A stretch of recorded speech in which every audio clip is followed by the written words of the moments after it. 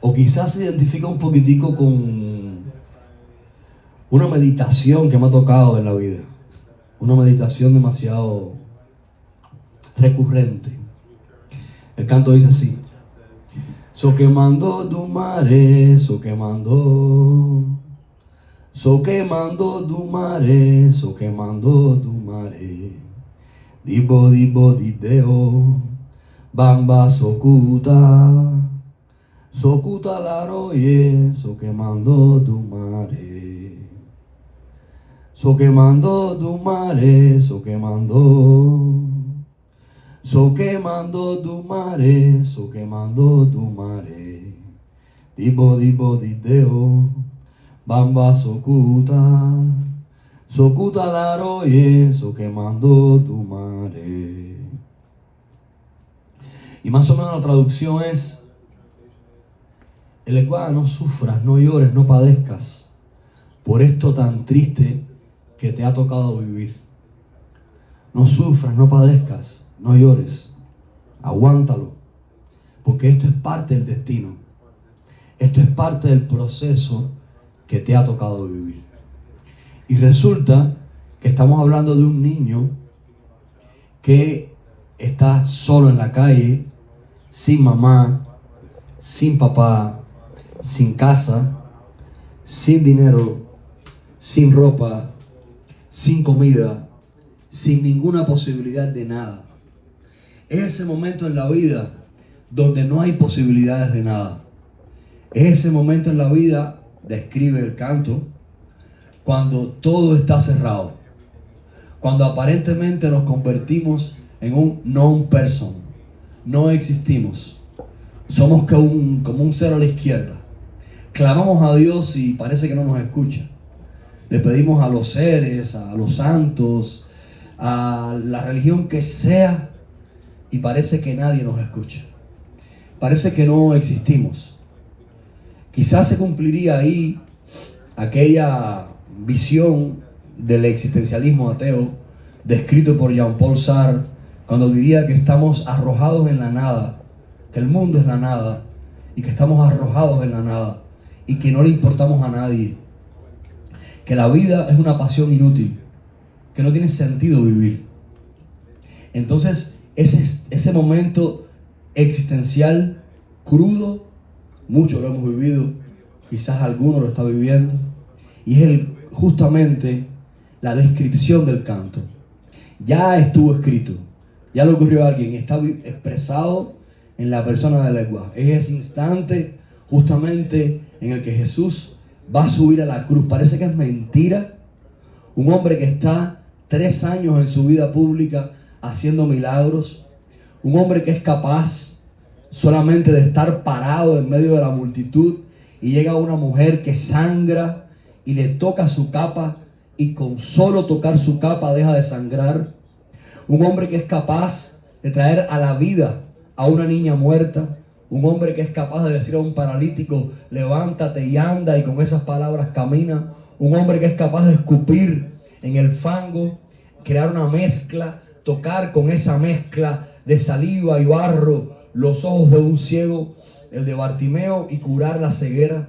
Y ese hombre, al parecer ese hombre que es capaz de traer a la vida a su mejor amigo Lázaro y sacarlo del sepulcro pidiendo antes que remuevan la piedra, va a subir a la cruz, y él mismo no puede creerlo, no entiende qué va a pasar. Quizás cuando iba camino al Calvario, él pensaba que iba a pasar algo exuberante. Quizás todos los seguidores de él estaban escondidos esperando el momento en que un trueno, un rayo, se abriera el cielo, apareciera un ejército de ángeles y de pronto él se transformara, como ocurrió en Oliroso con Yemayá cuando fue nombrada reina y madre de cielo y tierra. Cualquiera esperaría un milagro como los de la película, como los de las películas de Disney, que de pronto se transforma todo y todo cambia, y no, nada de eso pasó.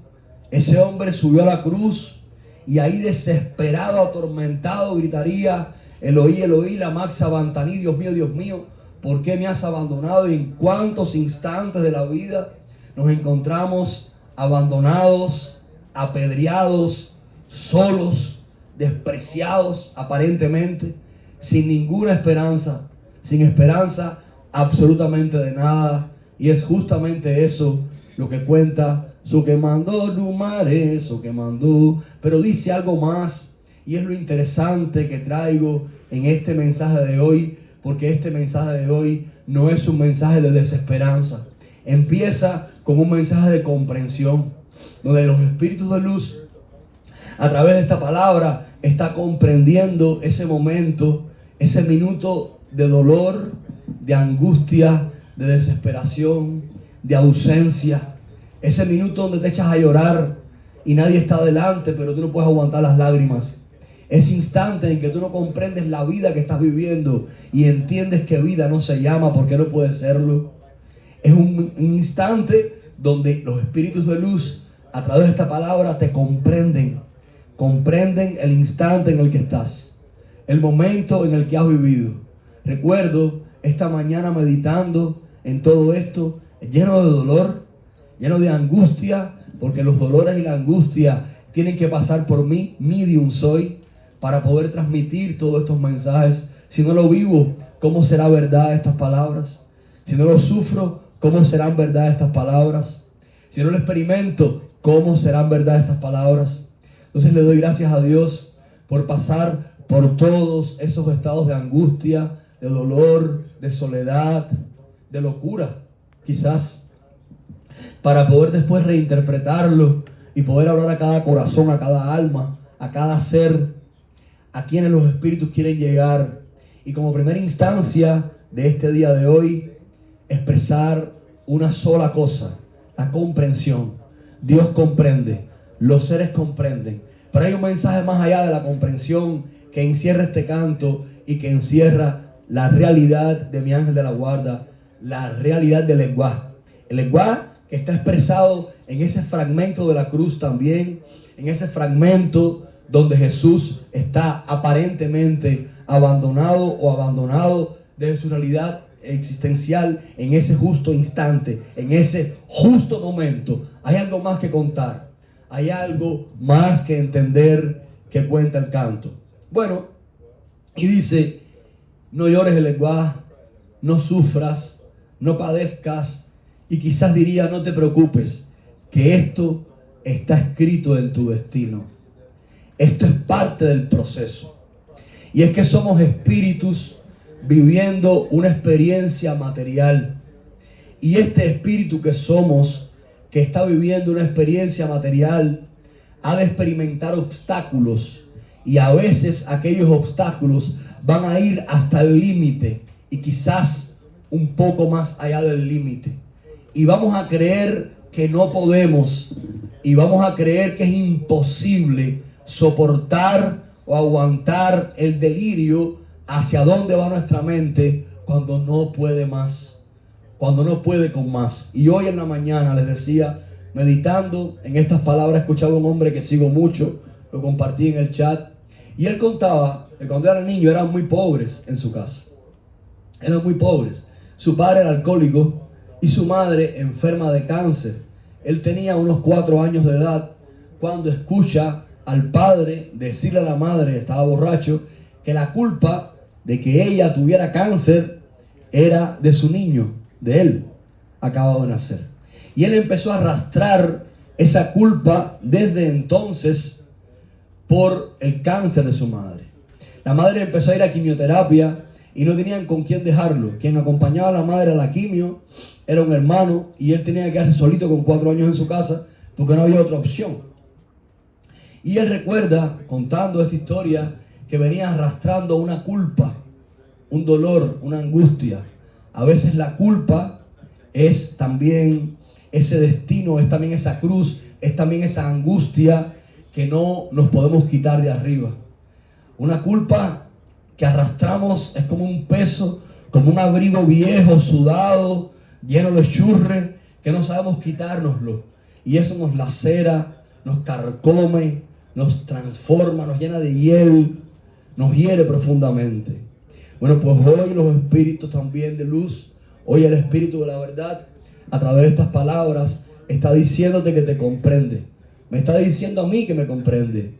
te está diciendo a ti que te comprende, que comprende tu culpa, esa que sientes, que comprende el dolor, la angustia. Pero hay algo más que contar. La madre de él, que sabía de esta culpa, él, triste, angustiado, con 4 años de edad, le preguntó a su mamá: mamá, ¿es verdad que soy el culpable de que tú tengas cáncer? ¿Es verdad que te vas a morir y yo seré el culpable de eso? Dios no me quiere por eso, Dios me odia.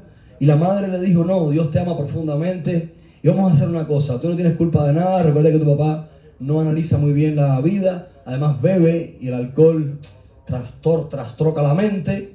Cada vez que yo vaya a salir al hospital, te voy a traer un detalle, un regalito, un detallito que va a recordarte el amor de Dios, lo importante que eres tú para Dios. Y así la madre le trajo a este niño, cada vez que venía de la quimio, un regalito o un detallito. Y él todavía con 50 años conserva aquellos juguetes o detallitos que su madre le traía. Y a través de esos detalles la madre fue restaurando aquella culpa, aquella herida profunda que él sentía y que no lograba dejar en el pasado.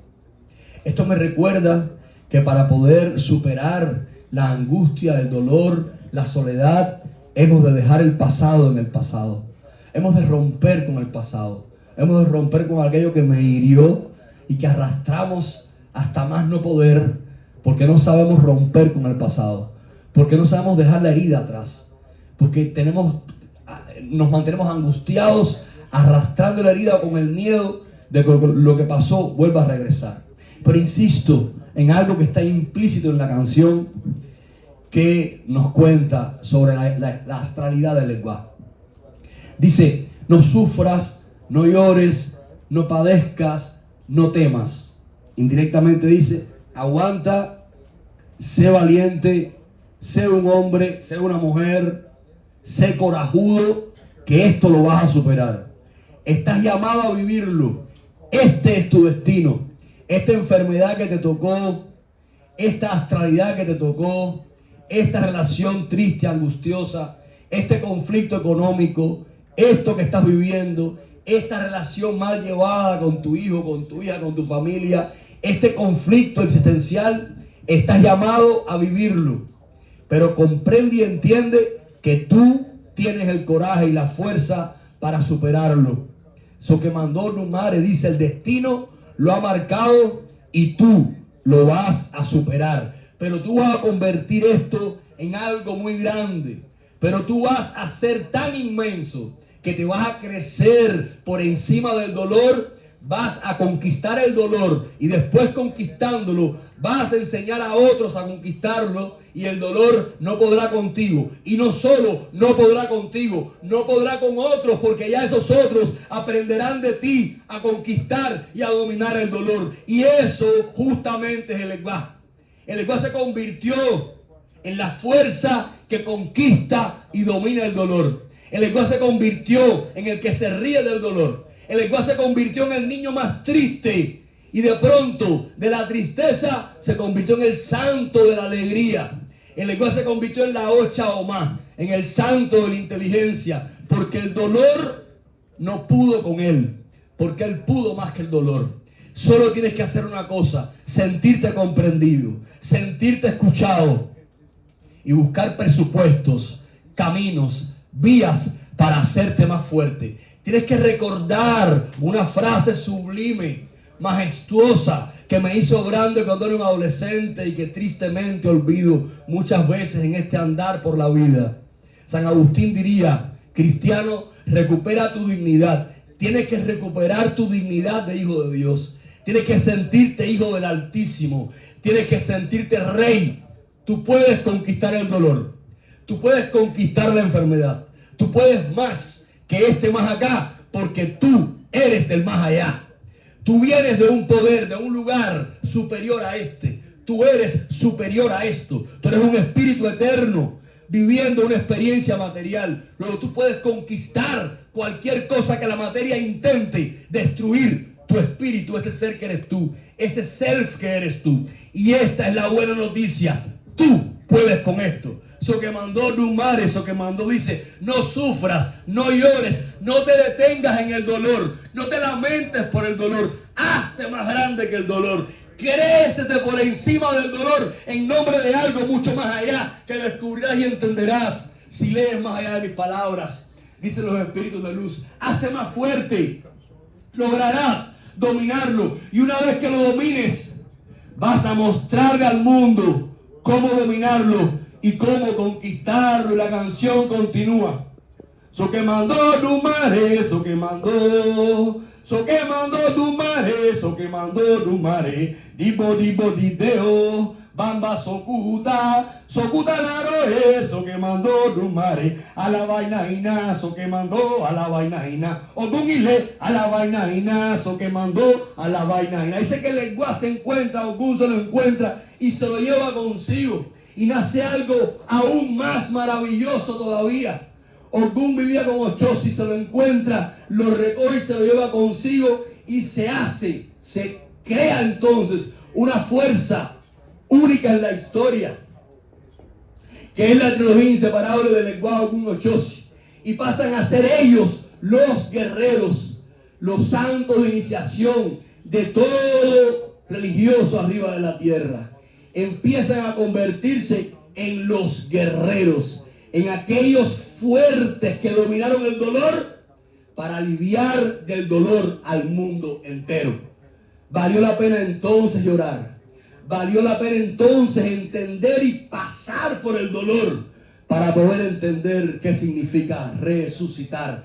Valió la pena entonces todo el dolor, porque eso me hizo crecer, eso me hizo entender que soy hijo de Dios y que puedo controlarlo, y que puedo ser más fuerte, y que voy a convertir a otros en más fuertes. Démosle gracias a Dios por el dolor.